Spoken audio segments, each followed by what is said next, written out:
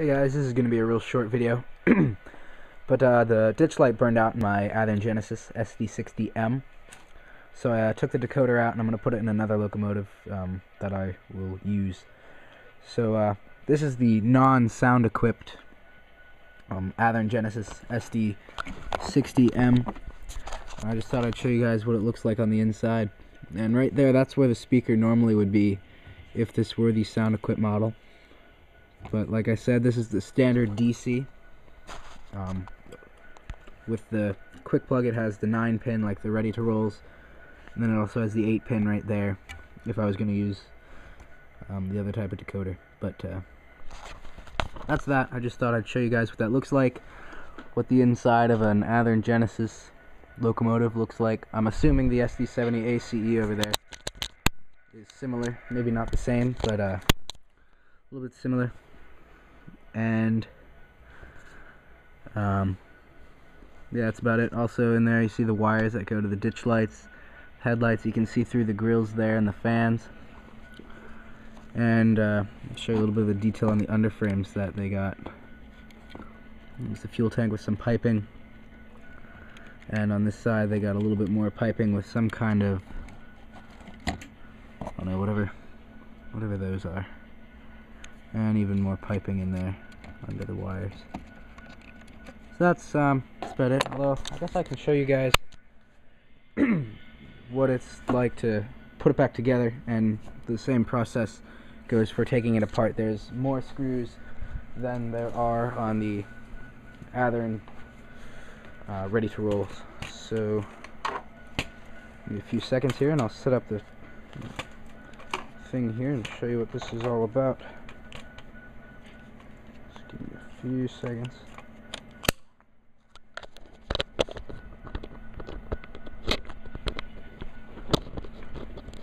Just plugging this into the tripod here so I can work on the engine and show you guys at the same time.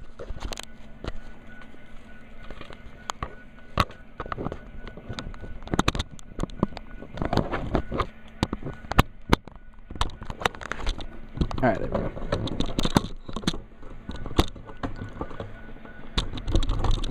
So obviously everything would go in reverse order if you were taking the locomotive apart.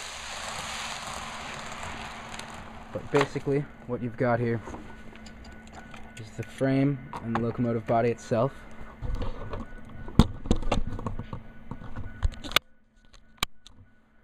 And then all you do is just make sure all the wires are on the inside, and very carefully set that back on top. Then flip the locomotive over. There we go. Clicked in. And the shell looks like it's on without binding or pushing any of the parts. Oh, wait. Right here, one of the pipes caught under the tank. There we go. Don't want to pinch those little detail parts on there. So then what we do is under the trucks, there's screws that mount the body, and if you're taking the body off, you have to take those screws out, otherwise it won't come up and you'll break your model. So just gonna set that screw right in there, and then we'll screw this back in.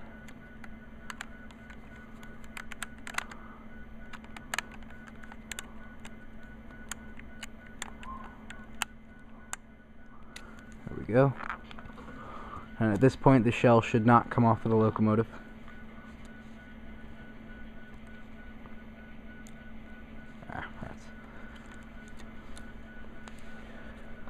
It helps a lot if you have a little foam thing like I've got here. So right there, it's just a regular piece of foam.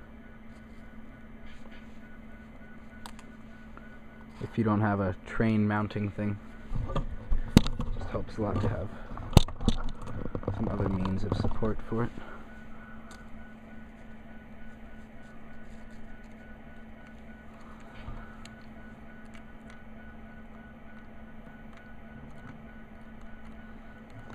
And if you can get the screw in, oh, that didn't sound good, but I think we're alright.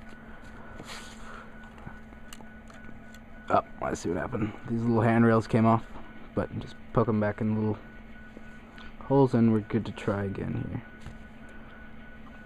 So I'll just move this right here. If you have a pliers, this is a lot easier.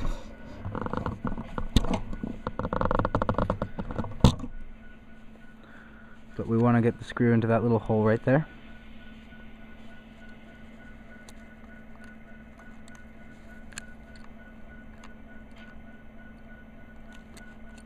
There we go. So see, we got the screw in there.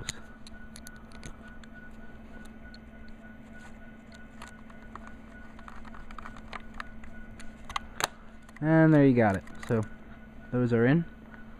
Next we'll take the Athearn coupler pockets.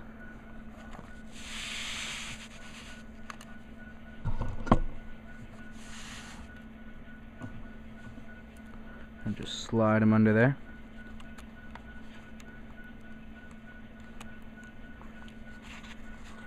And try to get them in.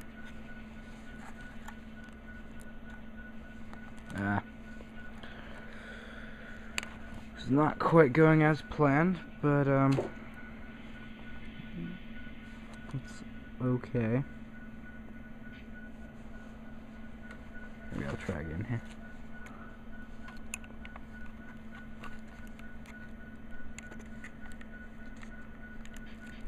There we go. You just have to push down on the body a little bit. Go, now good to screw this in. And then take your little screw here.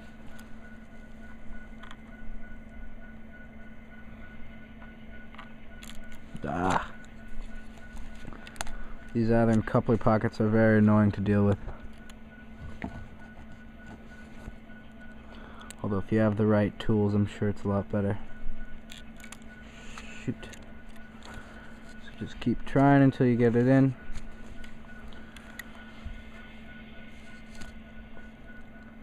Atlas and Kato coupler pockets I've found are a lot easier to deal with. That's just another reason that I do not plan to buy too many more Athearn locomotives. That along with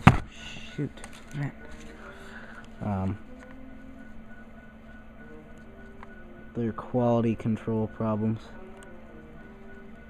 Oh my gosh, these little coupler pockets, very difficult. I'm gonna skip those. And then you got your fuel tank, just slide that back on. There we go.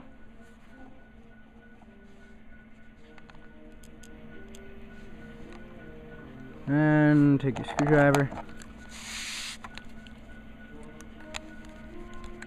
and put that back in. And the coupler pockets, you guys know how to put them in, and now you also know how not to put them in. So that's it. And now this locomotive, I've taken the decoder out and it will run on DC. As you can see there, the lights are on, it's making the buzzing sound. And there you have it. So thanks for watching, and look for more videos in the future.